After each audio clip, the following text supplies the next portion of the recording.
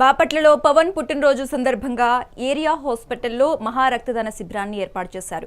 ఈ కార్యక్రమంలో పార్టీ నేతలు వెంకటేశ్వరరావు, సురేష్ పాల్గొన్నారు. అనంతరం భారీ కేక్ కట్ చేసి పవన్ కు జన్మదిన శుభాకాంక్షలు తెలిపారు.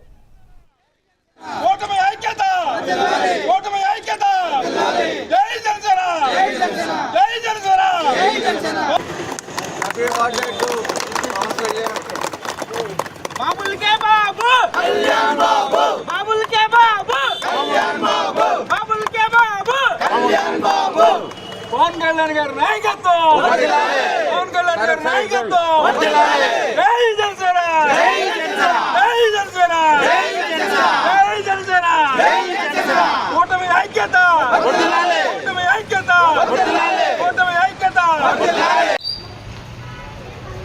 ఈ రాష్ట్రంలో ప్రజలకి సేవ చేద్దామన్న ఒక ఆలోచనతో స్థాపించారు.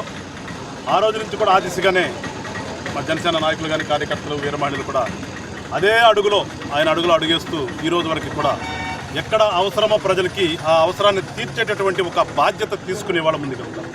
దానిలో భాగంగానే ఈ రోజున బాపట్ల జనరల్ హాస్పిటల్లో బ్లడ్ యూనిట్స్ చాలా తక్కువగా ఉన్నాయి అని తెలుసుకుని ఇక్కడ ఉన్నటువంటి నాయకులు వెన్నకోట సురేష్ గారి ఆధ్వర్యంలో తులసి కుమార్ గారు, మా అంజనేష్, మహేష్, మా మండల president plus market director Krishna, అట్లనే లాయర్ గారు, నాగలక్ష్మి గారు, వీళ్ళందరూ కూడా కలిసి గవర్నమెంట్ హాస్పిటల్లోనే మనం బ్లడ్ డొనేట్ చేయాలని చెప్పేసి ఒక మంచి కార్యక్రమాన్ని తలపెట్టి దాదాపుగా ఇప్పుడు అడిగాను ఎంతమందిని ఇస్తారంటే దాదాపుగా ఒక 100 మంది టార్గెట్ పెట్టుకున్నామండి. 100 యూనిట్ల బెడ్ ఈ రోజున బాపట్ల జనరల్ హాస్పిటల్కి ఇవ్వాలి అని చెప్పేసి నిర్ణయించుకున్నామంటే నిజంగా వాళ్ళందరికీ కూడా మనస్ఫూర్తిగా అభినందనలు తెలియజేస్తున్నాను. ఎందుకంటే మనిషికి ఏది అవసరమో అది కావాలి, కానీ ఏదో ఆర్భాటాలు కాకుండా ఇవాళ ఖచ్చితంగా జనరల్ హాస్పిటల్ చూస్తే ఒక యూనిట్ కూడా లేదంటే అక్కడ సూపరింటెండెంట్ చెప్తున్నారు. ఇవాళ మనుషులకి అవసరం ఏదో తెలుసుకుని చేయటంలో ఎప్పుడు కూడా జనసేన నాయకులు, కార్యకర్తలు ముందుంటారని చెప్పేసి ఈ సందర్భంగా ప్రజలందరూ అర్థం చేసుకోవాలని. పవన్ కళ్యాణ్ గారు ఇక్కడ బాపట్లో పుట్టడం అనేది బాపట్ల ప్రజలు చేసుకున్న అదృష్టంగా భావిస్తున్నాము మేము. ఎందుకంటే చిరంజీవి గారి కుటుంబానికి బాపట్లకి ఎంతో అనుబంధం ఉంది. చిరంజీవి గారు ఇక్కడ చదువుకున్నారు, నాగబాబు గారు చదువుకున్నారు, పవన్ కళ్యాణ్ గారు ఇక్కడే పుట్టారు.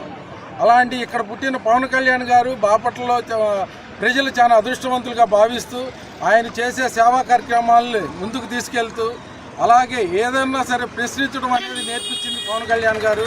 అదేవిధంగా జనసేన పార్టీని ప్రశ్నిస్తూ జనసేన పార్టీని అభివృద్ధికి ముందుకెళ్తామని చెప్పుకుంటూ ఈరోజు